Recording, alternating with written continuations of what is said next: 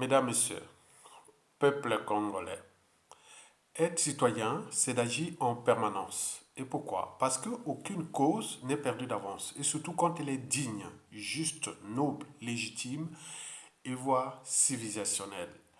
Donc, seule la lutte libère. Parce que sans lutte, il n'y a pas de liberté ni de la dignité de l'individu, et encore moins d'un peuple. Sans lutte, il n'y a pas de justice rendue à l'individu, et encore moins à un peuple. Sans lutte, il n'y a pas de respect du but même de la condition humaine, voire sociale et existentielle de l'individu, et encore moins d'un peuple.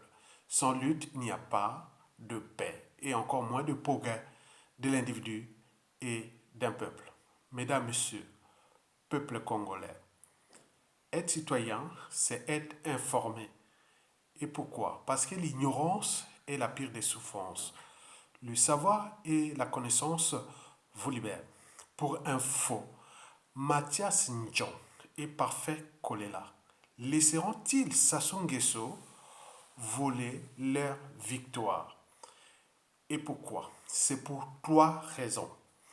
Pour commencer, je vous informe qu'à la différence de l'élection présidentielle de 20 mars 2016, où le taux de participation avoisinait les 75%, celui du 21 mars 2021 serait de 25%, dont 20% de Congolais qui se sentent déplacés et 5% d'électeurs fictifs étrangers, soit un taux de participation de 25%.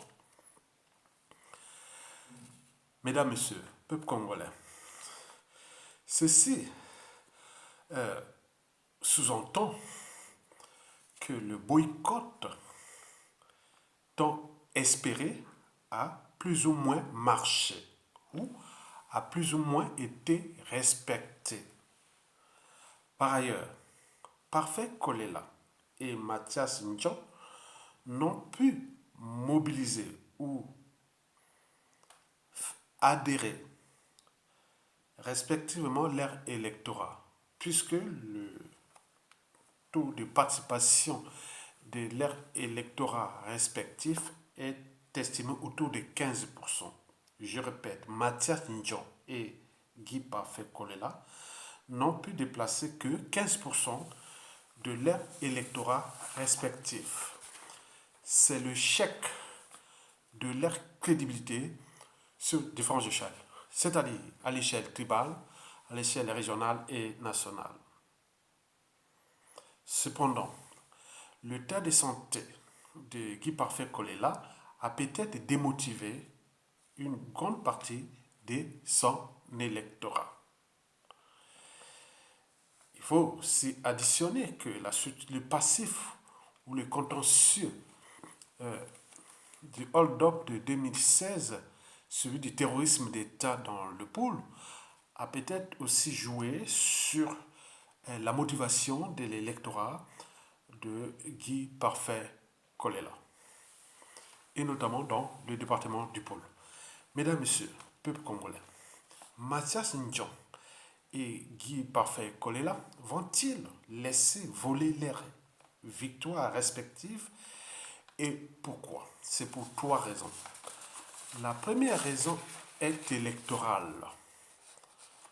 En effet, malgré les- le faible taux de participation de leur électorat respectif et au niveau national, ils sont partout en tête devant Denis Sassou Nguesso. Je répète, la première raison est électorale. Malgré le faible taux de participation au niveau national qui est estimé autour de 25% et de leur électorat respectif qui est estimé autour de 15%, au niveau national, ils sont partout en tête à la sortie des urnes. La deuxième raison est en rapport avec le défi qu'ils ont lancé à juste titre avant cette élection au regard de ce qui s'était passé à Jean-Marie Michel Mokoko, qui ne laisseront pas Sassou Nguesso voler leur victoire comme le fut le cas de Jean-Marie Michel Mokoko en 2016. Donc, affaire à suivre. La troisième et dernière raison est en rapport avec le manque de soutien qu'ils n'ont jamais manifesté à l'égard de Jean-Marie Michel Mokoko au moment qu'il naviguait tout seul, après le hold-up électoral jusqu'à la résidence surveillée, l'emprisonnement, le jugement et la condamnation jusqu'à nos jours. On n'a jamais eu une fédération, l'union ou l'unité de l'opposition pour comme un seul bloc pour oser dire non à Denis Sassou Nguesso. Donc, la situation des prisonniers politiques au Kobi Salissa et Jean-Marie Michel Mokoko, et n'oublions pas les autres, ils n'ont jamais soutenu ces prisonniers politiques. Donc, comme s'ils attendaient chacun leur tour, mais ce tour est arrivé maintenant, comme ils ont laissé les défis. Et nous attendons suivre leur mobilisation pour ne pas laisser Sassou Nguesso voler leur victoire. Mesdames, Messieurs, peuple congolais, depuis 2002, on a tout essayé au niveau politique. On est passé que de hold-up sur hold-up électoral. Et en 2021, certains pensaient que, bon ben, en 2002, 2009 et 2016, bon, ces gens-là n'étaient pas capables de prendre les responsabilités pour les dégager de Denis Sassou Nguesso. Maintenant, eux, ils ont pris leur... ils ont laissé les défis, nous attendons les défis. Mais le problème est que, bon, ben, ils ont leur agenda, puisque nous ne sommes pas capables de nous entendre sur un projet commun. Comment nous allons nous entendre pendant et après la chute de Sassou Nguesso? La situation de 2016 est un cas d'école, tant au niveau politique qu'humanitaire. Ce soit après avoir fait son hold-up électoral, en prison le candidat arrivé premier, et de l'autre côté, bon ben, les terroristes d'État dans le pool, mais sans que ces hommes politiques-là puissent prendre les responsabilités. Maintenant, ils sont arrivés, maintenant les partisans sont venus que, bon ben, nous, on peut faire meilleur. Et donc, le chat, qu'il soit gris ou noir, pourvu qu'il attrape la souris, oui, l'eau, et qu'il soit potable ou insalubre, face à l'incendie, pourvu qu'il éteigne l'incendie. Voilà, donc nous sommes là dans cette situation où nous avons deux candidats qui ont lancé les défis. Donc nous attendons de leurs partisans pour prendre leurs responsabilités. Donc s'il y a des leçons à tirer de cette présidentielle ratée, un peu atypique, puisque tout le monde dit que c'est atypique, déjà au niveau du fichier, au niveau de la, c'est une parodie, donc c'est jamais vu. On parle de sorcellerie ou de... On ne sait même plus où on est au stade d'humanité ou de la société ou de la civilisation, donc on n'a jamais vu ça, c'est du jamais vu dans une élection où à 2 jours de l'élection, un candidat tombe malade, emporté, donc il est évacué en ce moment en France, il doit se trouver en France. Il a eu la chance, puisque Mokoko, on en a peiné pendant des mois, des mois et des années, et donc vous avez tout compris. Donc il y a deux poids, deux mesures, donc on comprend là où se trouvent les enjeux. Donc maintenant, pour l'option politique dans notre pays, il devient caduque. Donc à partir de ce lundi, parler encore de la politique au Congo, c'est provoquer des Congolais, provoquer le peuple congolais. Donc notre option est de le dégager, parce qu'un dictateur n'a pas de concurrent à sa taille tant que le peuple ne relève pas le défi. Et donc le défi ici est insurrectionnel de révolte populaire. Je vous l'ai dit que la peur envers Sassou Nguesso est imaginaire. Chaque année, il meurt 15 000 personnes à Brazzaville dû aux conditions de vie indignes, à l'alimentation empoisonnée, à l'eau potable insalubre et empoisonnée, au manque de soins. Les hôpitaux sont des mouroirs, vous voyez, pour un Covid-19 ou même pour une fatigue autre. Il y a évacuation sanitaire, disaient les docteurs Dieudonné Gouma qui opère en Afrique du Sud, que l'évacuation sanitaire d'un homme politique ou d'un haut dignitaire ou dans un pays, c'est une honte. Ça veut dire que vous n'êtes pas capable de penser le système de santé dans votre pays. Donc tout le monde va vers l'évacuation, donc ça devient une honte. Donc nous, l'option de mettre Sassou Nguesso hors d'état de nuit est insurrectionnelle. À défaut, ça peut être une rébellion ou un coup d'état militaire salutaire. Mais au niveau où nous sommes, tous les ingrédients sont en notre faveur. Donc, tous les indicateurs sont en faveur du peuple pour qu'il y ait la convergence des conflits d'intérêts, la convergence des intérêts particuliers partisans autour de l'intérêt général pour mettre Denis Sassou Nguesso hors d'état de nuit pour que nous puissions mettre ensemble un dialogue inclusif en vue de mettre en place des institutions d'une transition politique pacifique et consensuelle. Donc, le temps n'est plus venu aux amalgames, le temps n'est plus venu à dire Sassou a fait ça, pas ci, pas ça. Non, on a tout dit depuis déjà 2015 jusqu'au 21 mars 2021. Donc le temps est venu d'agir. Agir, c'est comment structurer, s'organiser et manager la contestation qui est inévitable, c'est-à-dire le peuple congolais dans la rue. 15 000 personnes meurent chaque année à Brazzaville, sur une population de plus d'1,8 million habitants. Si on mettait seulement 100 000 personnes dans la rue, est-ce que Sassou pourra tuer 15 000 Congolais dans Brazzaville d'un seul coup?